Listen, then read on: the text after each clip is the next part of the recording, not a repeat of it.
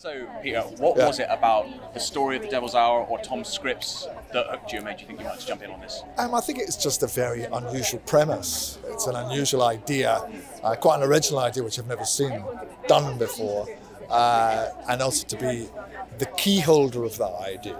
And it's difficult for me to talk about without giving it away. Yeah. But to be the character that knows exactly what's going on is always great fun. So, and also he's apparently quite evil.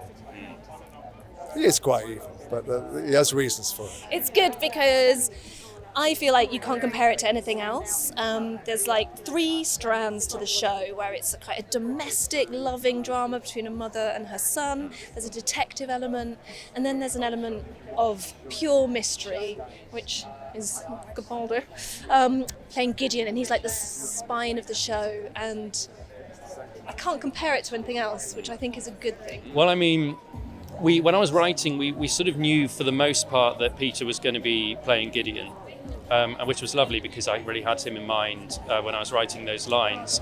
And he's got this, I mean, they're both really complex characters to play. So I was nervous about getting the right people to play those characters. I mean, Gideon is scary, intimidating. He might be crazy, he might not be crazy. He probably is a little crazy. He's capable of very dark things, but he has this kind of real humanity to him.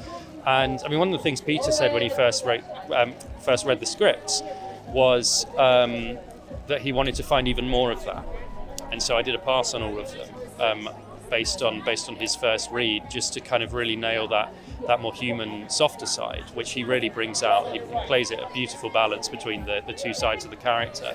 You know, the great trick with any kind of supernatural or fantastical show is to make it believable, because it's really about suspension of belief, and the more complex you can make the characters, then the more you can play that trick.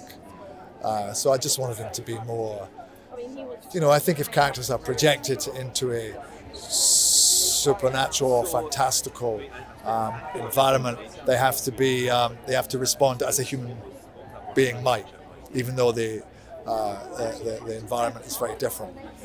So I just wanted to reflect more of how a human being would respond. So is it a closed-ended story, or is there scope for a second season? Well, you're glad you asked that. So Tom Moran has written, when I took the job, what was so attractive to me was that the whole of the first series was written when we started that first day of shooting, so I knew exactly where it was going. And I also knew that he had a series 2 and a series 3 planned out. It's finite, that would be what it was, what it is, if it got greenlit, which I really hope it does. It's a gift of a role because it will continue to be really challenging, not formulaic at all, completely different side of the coin. That's the bit I can't say much about, but oh my god, it's like 1/3 of a novel. Right. So there's so much scope for more. The Devil's Hour trilogy. Yeah, we really hope so, because it's a really, really good idea, and I hope we get to finish it. The Devil's Hour, is this a closed-ended story across 6 episodes, or is there scope for a second season of this? I think yes. The story, we know the story that will unfold, but that's up to the audience and the streamers as to whether they go ahead with that. But we know where it's going. Definitely watch all 6 episodes then. Guarantee that second season. Oh yeah.